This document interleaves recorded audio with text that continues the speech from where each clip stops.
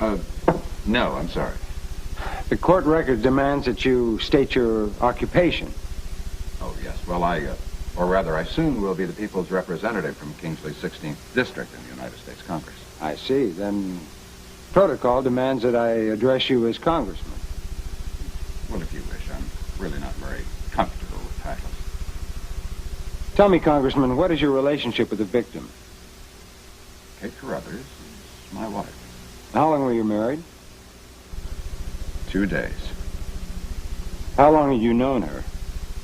Well, for over 20 years, and I think I loved her even then, although I never let her know my feelings. As long as she was married to the defendant, I never exhibited any improper behavior. I respected and accepted the choice that she had made.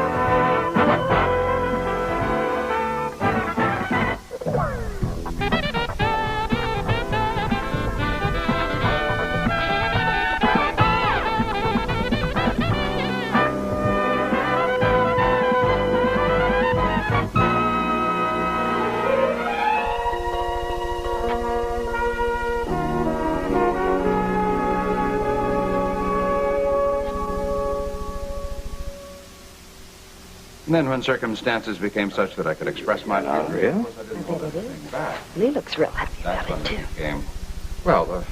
We became more than just friends. Did she see any other men when you were pursuing this deeper relationship with her? Well, not at first. And then the defendant came back to Kingsley, and they began seeing one another. To your knowledge... Now we should ask Lee if he ever saw her. Did he ever talk of remarrying? Yes. And did you express your feelings on that matter to her? Absolutely. I told her I thought she was making a very big mistake. Why? Because Dave Phillips had the capacity to hurt her. Oh, we won't say anything about Lee's capacity for the same thing, will we? What happened to you, you brought on yourself. Well, obviously, Dave Phillips and the victim didn't remarry. Do you know why? She said it was because she couldn't deal with his bitterness and anger. Wait to see how Lee deals with She mine. saw that I was Look, will you get out of here? You're just a spoiled brat who didn't get what she wanted. I was used. You were treated just as you deserved. Order. Now listen, if the spectators wish to have conversations with one another, you can do it outside of my courtroom.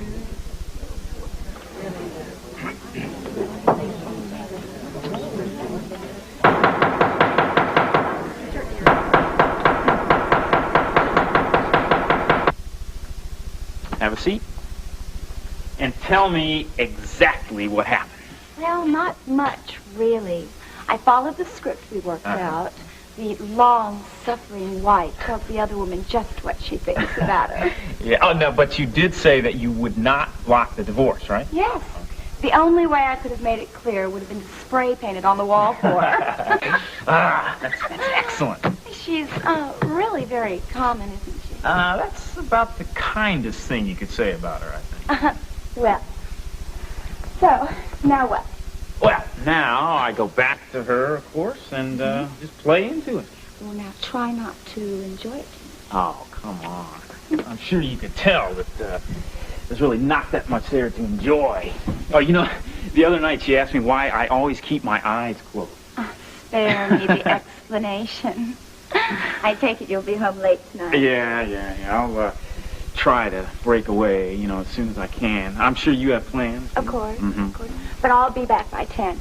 Well, you just have fun. I will. Oh, listen, did you check about the reservations for the cruise? Well, the travel agent called me and said she'd get back with me on Thursday. That's good, yeah. We will have enough money to pay for this one.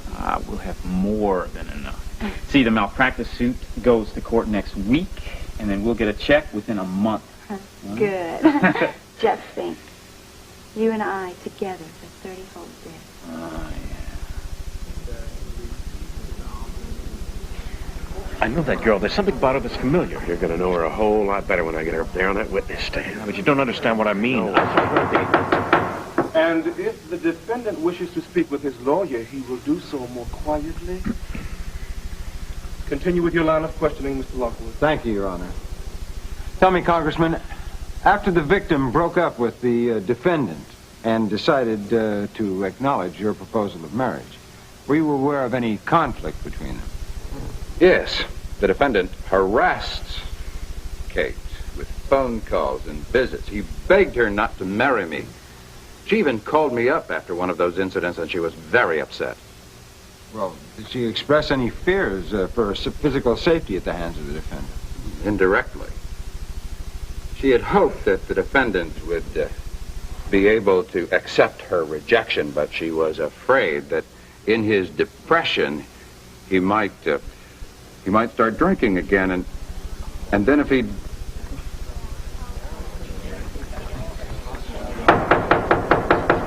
Oh, I'm sorry. Excuse me. She was afraid that a confrontation might result from it. Thank you, Congressman. No further questions. Mr. Webster? Yes, sir, I'm ready, Your Honor.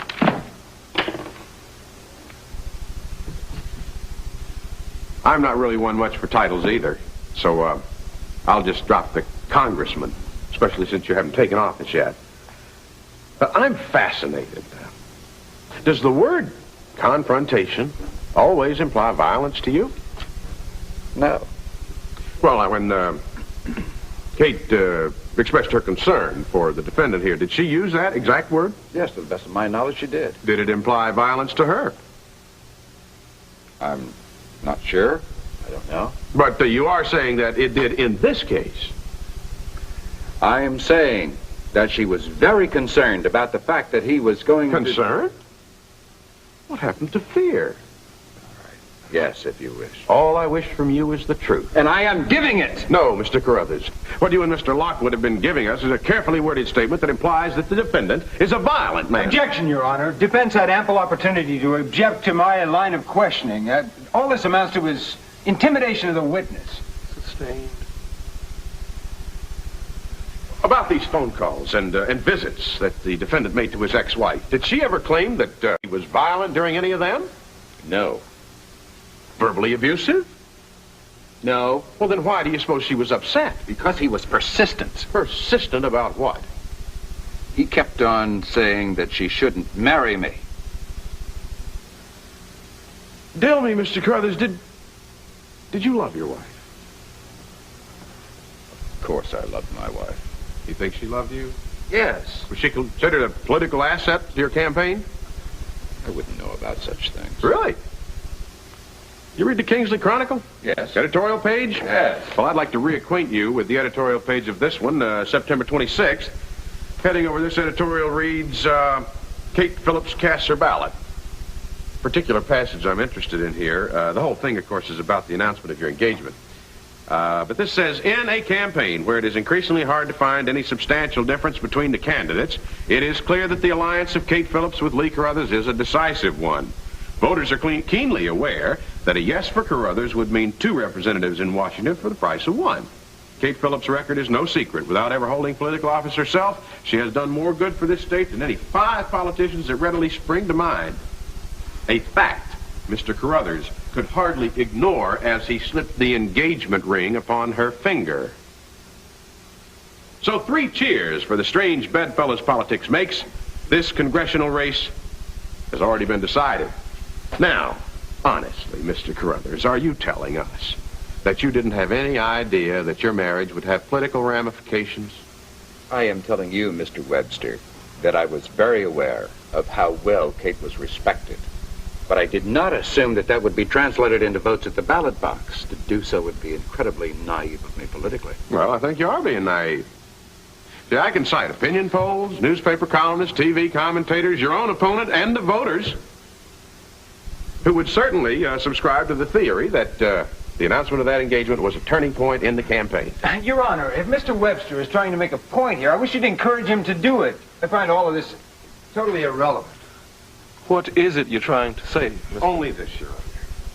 That my client, the defendant, may have had very good reason for not wanting his ex-wife to remarry. He may have thought she was being used. What I want to hear from Mr. Carruthers is if he ever heard any comments of that nature from the deceased.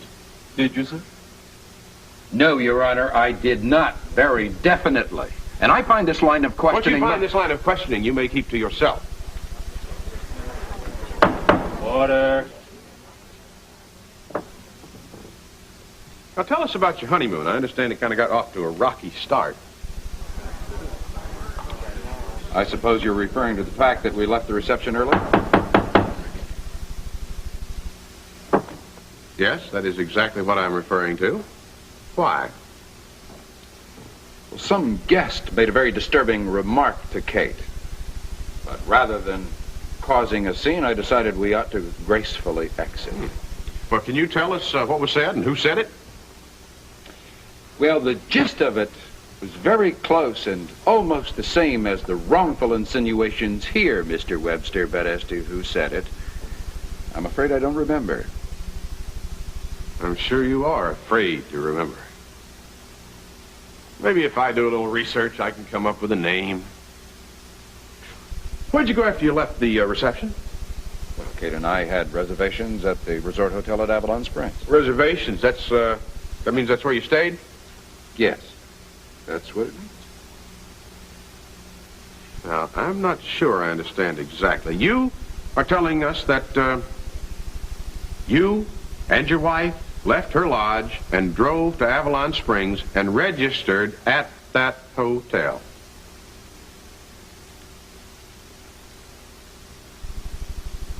Yes.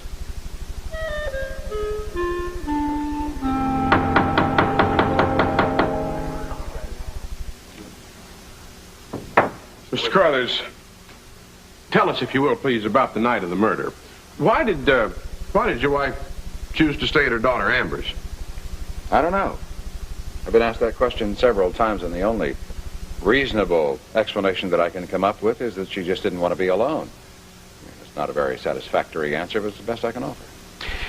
And she was going to be alone, why? Because you had a political commitment that you couldn't get out of? That's right. A news conference and a meeting with the farmers in Perryville. Which meant that you had to stay the night in that town. Had to go to an inn, to be exact. What time did you leave Kingsley for Perryville? Well, let's see. I was in the office all evening preparing the speech. By the time it was reasonably shaped up, it was about 11 or 11:15. That means that I left about 11:30. 11:30. And you got there at what time? 1 a.m. Hour and a half. To drive a distance of less than 40 miles. I stopped and had a cup of coffee along the way. I see. Well, what did you do when you got there? I went to bed immediately because this meeting and news conference was scheduled for 4 a.m. in the morning, and I wanted to get as much sleep as I could. Were you on time for it? Yes. Let me ask you this question. Suppose you'd forgotten something back in Kingsley, something was real important, something you needed notes for your speech, say. Would you have had time to get all the way back to Kingsley and pick up whatever it was and then come back to Perryville and still be there in time for that meeting? Objection, Your Honor. The answer to that question has no bearing on this case. I disagree, Mr. Lockwood. Now, I think defense is trying to establish that the witness might have had some unaccounted for time during the night of the murder. Now, I'm interested in his answer. I think that the defense is making an accusation. He is asking a question, Mr. Lockwood. Overruled. Would you have had time for such a trip, sir? Well, of course, Your Honor. It's only a 40-minute drive. Thank you. Your Honor, I don't have any more questions from this witness, but I would like to reserve the right to recall him later if necessary. Very well. Thank you. Mr. Lockwood, do you wish to redirect? Yes, I have one more question, Your Honor, and I resent having to ask it. Congressman Carruthers, did you leave your hotel room that night? No, I did not. Thank you. I know this must be pretty rough for you, but I want you to know I really feel that everything is going to be all right. Alicia's going to be fine. I appreciate your optimism, but I still haven't stopped praying for her. Yeah. You know, I was just kind of wondering that if maybe Well, maybe if we prayed together. Honey, you've never asked to pray with me in your entire life. I know. Well, I keep thinking about that Bible verse that Mom's always quoting. If two of you shall agree on anything. As touching anything that she shall ask, and it shall be done for them, of my Father which is in heaven. Yeah. Well, I can agree with you that God would heal Alicia from whatever's ailing her.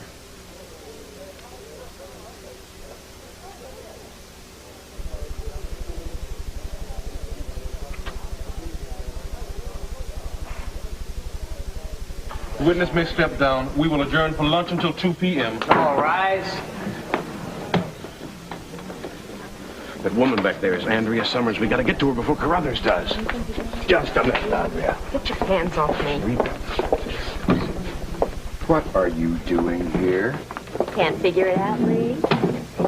You're going quietly with us right now. Or else. Or else what, Mr. Knight? No, excuse me, please. Excuse me, I want to introduce myself to you. My name's, Harold Webster. I'm an attorney. And looks to me like you could use an attorney about now. May I offer you my services? Yes, Mr. Webster. Thank you. Gentlemen, please excuse us. Well, that's it. It's not it. We've come this far. We're not going to be stopped now by some little tramp. I think we are just witnessing the beginning of the end here. I've just perjured myself, Sebastian. He knows that Kate and I were never at Avalon Springs, and now with Andrea here, he knows why. Look, there are ways around all of this. Oh, no. Yes. Now, you've played the fool long enough for one day. You're going to listen to me. Let's get out of here. At Leon's Diner, the night Kate was murdered. Yes. I'm not surprised you don't remember. You were really He had out an of it. allergic reaction to some medication he'd taken. That whole night's a blank. No, not anymore. Not now, it isn't. Now, Miss Summers, there really isn't any delicate way to bring up this subject, but our information suggests that you and Carruthers We're having an affair. Yes, it is true. And I can prove that almost everything he said up there on the witness stand today is a lie. Oh, Dave, you can do good news for you. Just say it, Alex.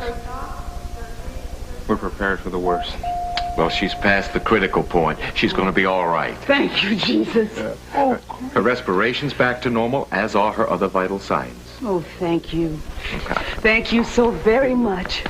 Oh, I think your original thanks are much more appropriate, though. Oh, but can we see her? Yes, we'd love to see her. Well, that's another reason I came out. I think the best thing for Alicia right now would be to have her parents by her side. You know, it was really amazing. Just a little while ago, she gave this tremendous cough. Yeah. And then her breathing became more normal. Yeah, come on. If the two of you shall agree.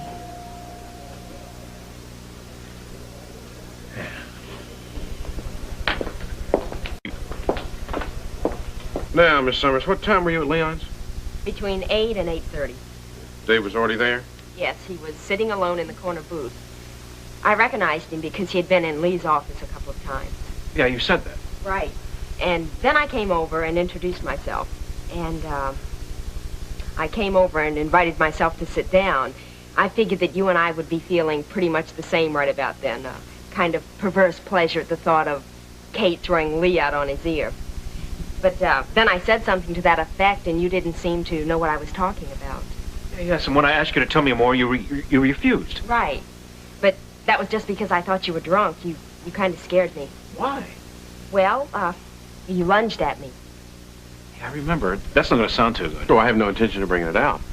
Well, Harold, that even raises a doubt in me. I mean, I lunged at Andrea. I practically knocked Kate's front door down, and then I don't remember anything until the next morning. I was violent that night. That drug obviously had an effect on me. Stop it. You didn't kill her. None of us knows that for sure. I mean, the DA's going to get Andrea up on that And stand. I'm going to refute the testimony that I've gotten out of her. I don't intend to bring up any of this, so he won't be able to ask those questions. Dave, just relax.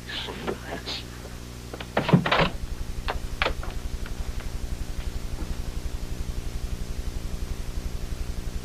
Let's get back to Lee Carruthers. When did your relationship with him get started? The middle of the summer. That was during the time that Kate was trying to decide if she and Dave had a future together? Yes.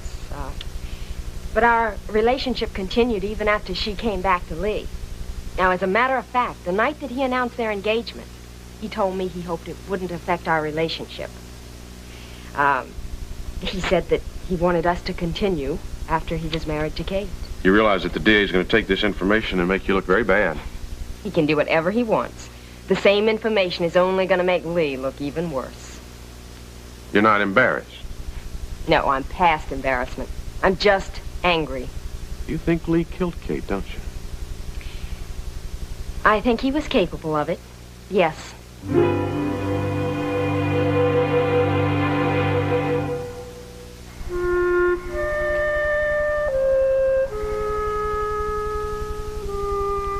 Harold, was it really necessary to hide Andrea out at a hotel like that? Yeah, we can't be too careful, Terry. I mean, with what she knows, we've got to be sure she's protected. Who will the DA be calling to testify this afternoon? I don't know. I thought Carruthers was going to be his last witness. He must still have some surprises up his sleeve. All rise.